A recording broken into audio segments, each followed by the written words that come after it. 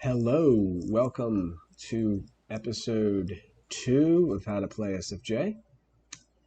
This episode is going to be all about the howitzer tank you have available as the Soviet player in your arsenal. And we talked about how your basic objective of SFJ is to get the battle lab up and start massing apocalypse tanks because they decimate everything. It really is that simple. Of course, you just want to mass apox really in SFJ. That's what you want to do. But get the battle lab is kind of expensive. You can see 3,000, right? It's not your opponent's going to ask you a few questions before you start massing those apox. One of the questions they can ask is this special unit they have, the howitzer, which is not available yet, and it is available after you make the service depot. All right, make that service depot. New construction options. There it is. I have legacy to consider. He's got a legacy to consider, all right?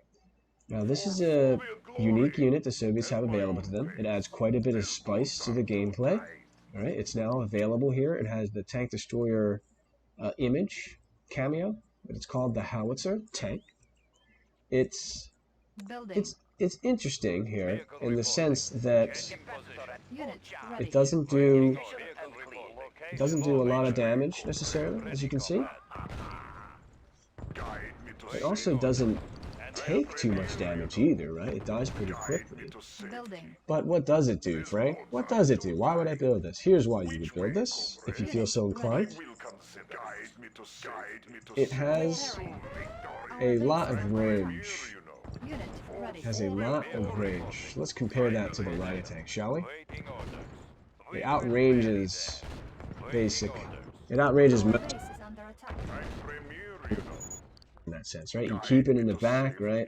This is for those nerds with the Mirage tanks that are just so annoying. They're just sitting there, right? They got a bunch of power jumps just sitting there. This is for breaking those annoying camps from a distance.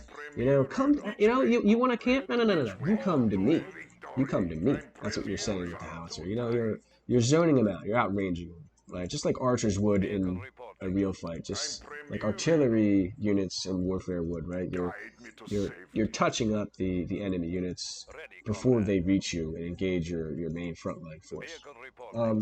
So here we have the Rhino tank, Tesla tank, Apocalypse tanks in one control group here, and we kind of want to put the howitzers in a separate control group because they're weak armor they have, but they do have a lot of range, so we want them in the back, right?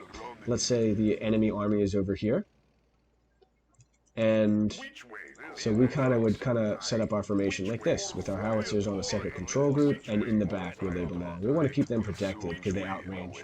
Now maybe we might bring them up front temporarily to do a little bait and switch, like come get my howitzers, right? A little bait and switch, boys. But yeah, that's pretty much it. The howitzers they do extra damage versus the Tesla tank. However, this is, I think, an important note to enter the basic counter system of SFJ. Howitzers do extra damage versus Tesla tanks, but they do reduce damage to Rhino tanks. Well, I'm missing completely there. They do reduce damage to Rhino tanks. So you could say they counter Tesla tanks, and Rhinos do extra damage to howitzers. So enter the, shall we call it the counter system, so to speak, right? We already know that the Tesla tank counters the Rhino, right? We've been over that. The Tesla tank is just a stronger version of the Rhino tank, so it counters the Rhino.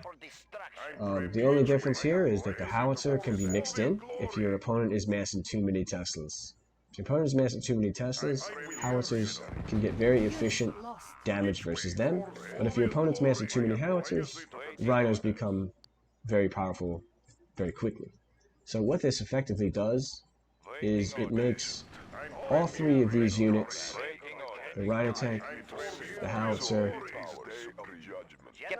and the Tesla tank, all three of these very relevant throughout the course of the early and middle stages of the game. If this is too complicated for you, just build a battle lab and mass APOCs. Why? Because APOCs are king. It's just, at your own risk, right? APOCs are expensive, they're late game stuff. If you can get them up, just mass APOCs. They do decimate anything. That's your end game goal ultimately. But this adds quite a bit of spice. This is the basic Trinity of the Soviets. You generally want to have all three of these tanks in the early middle game if you can help it. I'm Construction premier, complete.